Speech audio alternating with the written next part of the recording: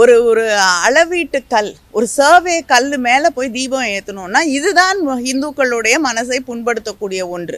ஆங்கிலேயர்கள் காலத்தில் ஒரு நிலத்தை அளப்பதற்கு வைக்கப்பட்டிருக்கக்கூடிய கல் மேலே போய் தீபத்தை ஏற்ற வேண்டும்.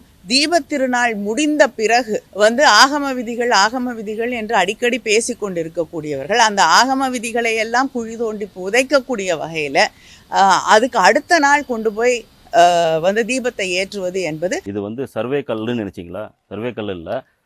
15ஆம் நூற்றாண்டில் விஜயநகர பேரரசு வெளிவந்த கிருஷ்ணதேவராயர் மகாராஜா ஆண்ட காலத்தில் சாம்ராஜ்யத்தின் ராஜகுருவாக திகழ்ந்தவர் ஸ்ரீ வியாசராய தீர்த்தர். அவர் ஒரு தீவிர ஆஞ்சநேயர் பக்தர். அவர் காலத்தில் நிறுவப்பட்ட தீபத்தூண் தான் இது. கண்டிஷனை ஃபாலோ பண்ணுங்கன்னு சொல்லுவாங்க. சரி, நீதிமன்ற கண்டிஷனை ஃபாலோ பண்ணுங்கன்னு சொல்கிறாங்க.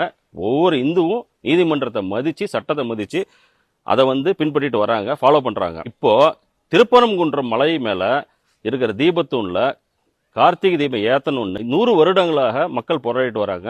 இந்து முன்னணி கடந்த 40 வருடங்களாக தீபத்தூணில் விளக்கேற்றணும்னு சொல்லி தொடர்ந்து போராட்டி வந்திருக்கு. அதற்காக இந்து முன்னணி 2ஆம் மாநில தலைவர் ராஜகோபாலன் அவர்கள் 1994 படுகொலை செய்யப்படுறாங்க.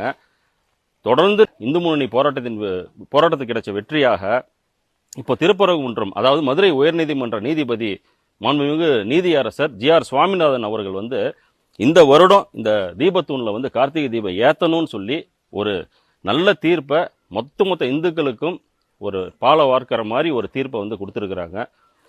அதை நிறைவேற்ற சொல்லி 10 பேர் சேர்ந்த குழுவை மலை மேலே ஏறி போய் நீங்கள் தீபம் ஏற்றலாம்னு சொல்லி பிறப்பிச்ச உத்தரவை நம்மளையெல்லாம் நீதிமன்ற தீர்ப்பை பின்பற்றணும்னு சொல்லி சொல்கிறக்கூடிய தமிழக அரசு இந்த நீதிமன்ற தீர்ப்பை பின்பற்றாமல் விலக்கு இந்த டைம் ஏற்றலை.